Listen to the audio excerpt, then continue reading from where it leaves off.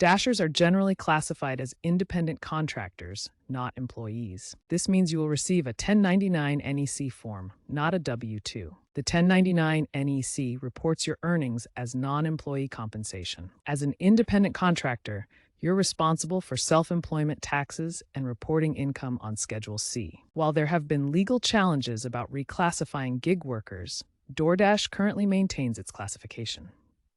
It's essential to understand this distinction to properly manage your taxes.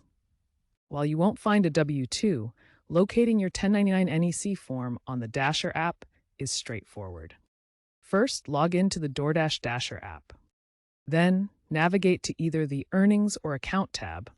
Look for a section labeled Tax Documents or 1099 Forms. Here, you should be able to download or view your 1099 NEC for the previous year, e.g., the 2024 form will be available by late January 2025.